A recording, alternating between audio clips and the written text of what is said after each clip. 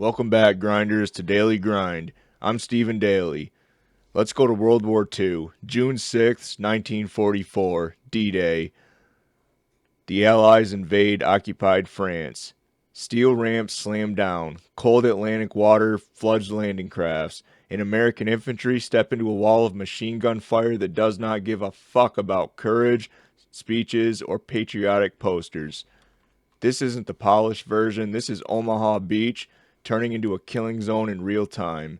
And offshore, an old American battleship is about to make a decision that says everything about power under pressure.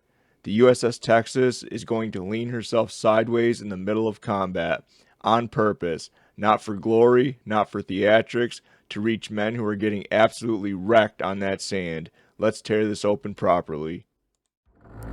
This is Daily Grind. I don't do safe topics, trigger warnings, or corporate-friendly bullshit. No subject is off limits. Political, true crime, history, or whatever else gets the gears grinding in your head. I grind into reality like it owes me rent. The first waves at Omaha were chewed up. Landing crafts blown apart, officers killed early, radios destroyed, units were completely fucking fragmented. Picture being 20 years old, stepping into the water while artillery lands in timed brackets around you. Your brain does not respond to calm heroism. Your amygdala lights up like a flare. Cortisol floods your bloodstream. Heart rate spikes past optimal combat performance range. Fine motor skills degrade. Tunnel vision narrows your field of awareness. Auditory exclusion kicks in. Your brain is trying to survive, not strategize. Under that kind of stress, humans default to three options: fight, flight, or freeze. On Omaha, flight wasn't an option. Forward was death, backwards was water. So what happens? Some men freeze, some crawl, some push forward because training overrides terror just enough. The ugly truth, though, the Germans had elevation, concrete bunkers, interlocking machine gun fields. And that means they're firing from all directions, not just right straight down into the water. They're firing from the left, the right, diagonally, all over. Artillery was dialed in. The battlefield was designed to create learned helplessness. When you can't move without getting shot, the brain starts believing every movement equals death. And that's when units stall. Ask yourself something. Have you ever been in a situation where every move felt like it was going to make things worse? And what did your brain do? Did it expand options or did it shrink them? Out beyond the surf sits the USS Texas, commissioned in 1914, old steel, 14-inch guns capable of hurling 1,400-pound shells miles inland. Forward observers on the beach began calling coordinates. Battery here. Machine gun nest there. Texas opens fire. And then they hit the mechanical ceiling. The guns have a maximum elevation. They can only tilt so high. Some Nazi positions are just beyond the effective range because of terrain and angle. Now understand the psychological fork in the road here. Under stress, most leaders become risk adverse. High casualties, chaos reports, incomplete information. The human brain under pressure narrows thinking. It defaults to what's safe and known. The safe choice: fire within standard range. Maintain ship stability. Do not alter trim under combat conditions. That's a conservative, logical move. But the crew of the Texas, they did something else.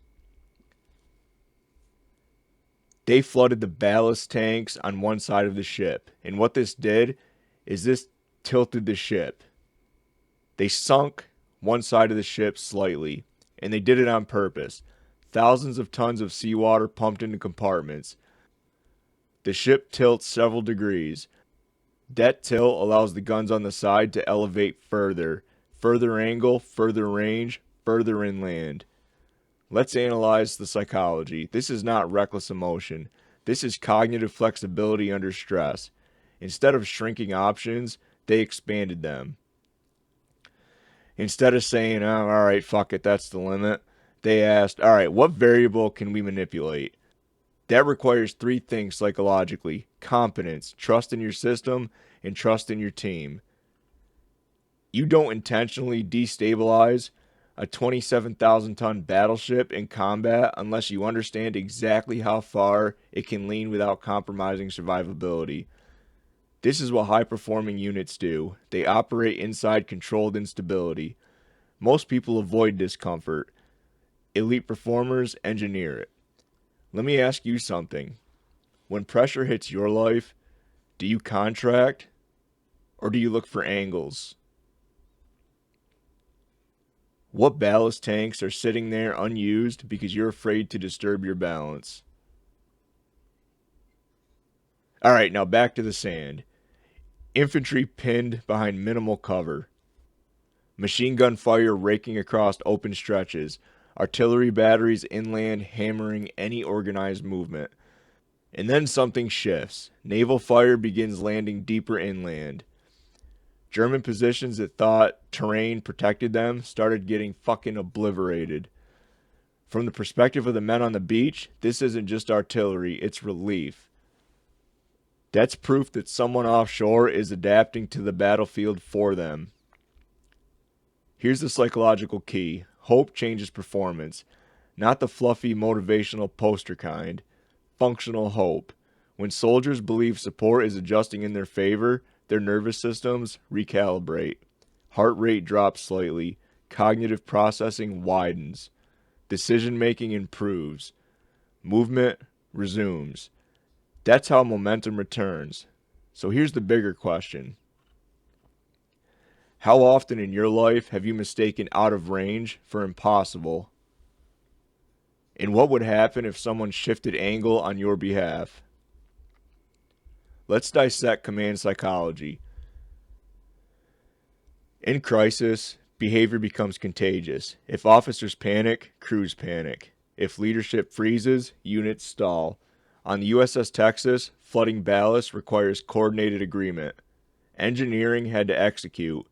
Gunnery had to adjust calculations. Command had to authorize it. That's collective courage, not one hero. A system aligned toward impact. Under threat, many groups fragment. Responsibility diffuses, people protect themselves. The USS Texas crew did the opposite. They accepted shared risk for mission success. That's trust. And trust under fire is built long before the shells start flying. Where in your life is your team aligned enough to take calculated risks together? Or is everyone just protecting their own compartment? I think we know the answer to that for many of us. The Nazis controlled elevation. They controlled the high ground. They believed terrain gave them superiority. Texas changed posture. Didn't upgrade weapons. They didn't demand fairness. They changed angle. That's strategic power. Power is not volume. Power is leverage. And leverage, that comes from understanding structure. The USS Texas understood her structure so goddamn well she could bend it. How well do you understand yours? Your skills, your system, your limits. Are they actual limits, or are they just default settings you've never challenged? On the beach, young blood was fighting to survive. Offshore, an old salty bastard choosing instability to extend protection. There's something deeply American about that moment. Not perfection, not myth. It's fucking grit and adaptation, along with responsibility. The USS Texas did not have to lean to survive. She leaned so others could. That's power used correctly, not dominance. That's protection. D-Day was absolute chaos. It was blood in the surf. It was fear in the throat.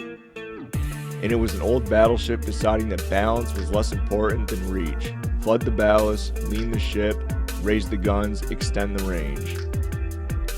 Because the men pinned to the sand needed those shells to land further inland. So here's what I want you to think about.